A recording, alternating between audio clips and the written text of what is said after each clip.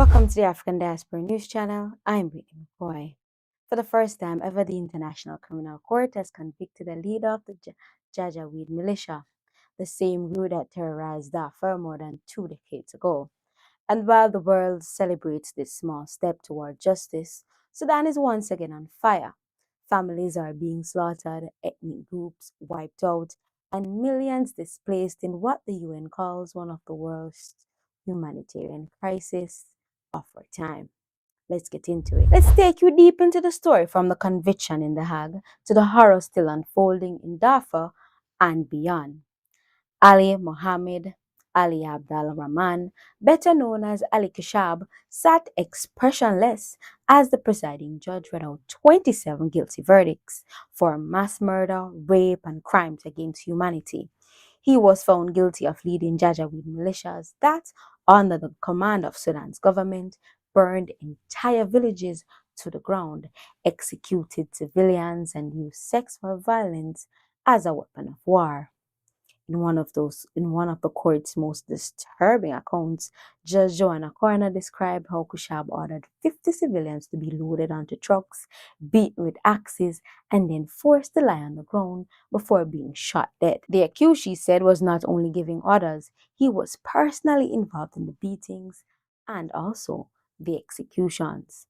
This marks the first ever conviction for crimes committed in Darfur, a region where the United Nations estimates 300,000 people were killed and 2.5 million displaced in the early 2000s.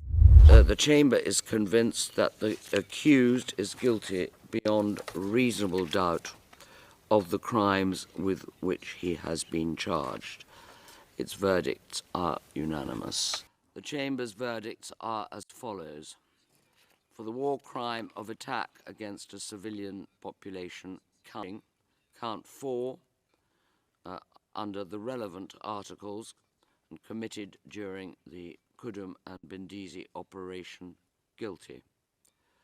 For the war crime of destroying the enemy's property, count 5 under articles of the statute committed during the Kudum and Bendizi operation, guilty.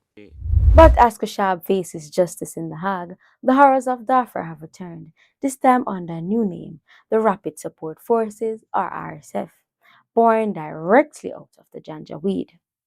In March, 25-year-old Suba Dafala was selling vegetables in Nyala when fighting erupted. He raced home to find his mother and 2 sisters lying in their blood. Shot inside their home, another sister was kidnapped by RSF fighters. With nothing but the clothes on his back, he buried his family, then walked and hitchhiked more than 800 miles to reach South Sudan.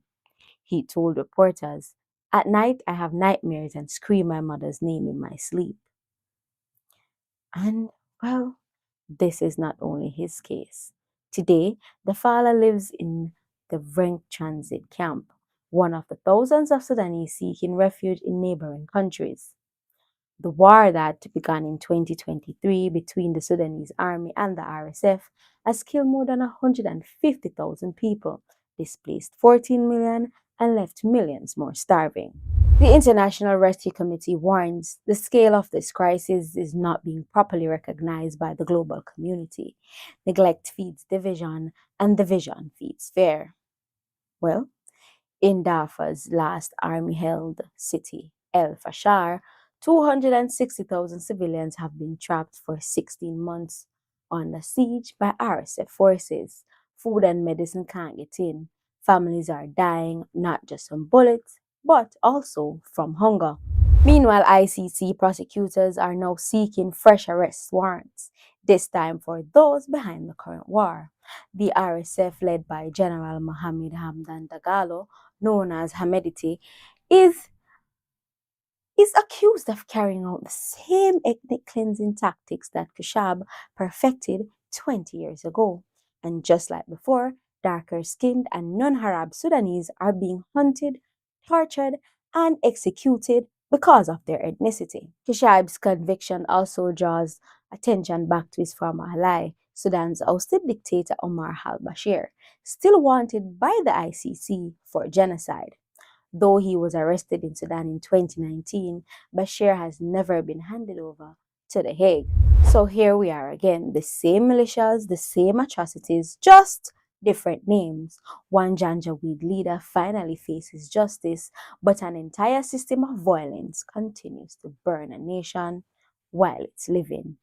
In Rank and other refugee centers, men like Nadir Omar hide among goats to avoid being drafted into the army. If I meet RSF, they accuse me of being army. If I meet the army, they accuse me of being RSF, is what he says. His brother was also killed in a market airstrike. His wife, pregnant, remains trapped inside Sudan. From the courtroom into The Hague to the killing fields of Darfur, Sudan's people continue to pay the price, while the world looks the other way. Justice for one man is not enough. What Sudan needs really is accountability for all who profited from the pain, from generals to foreign powers, because as one survivor puts it, he says even if the war stops, he is never ever returning to Sudan. Reporting for the African Diaspora News Channel, I'm Whitney Mckoy. Stay informed, stay engaged, and most of all, stay connected. Until next time.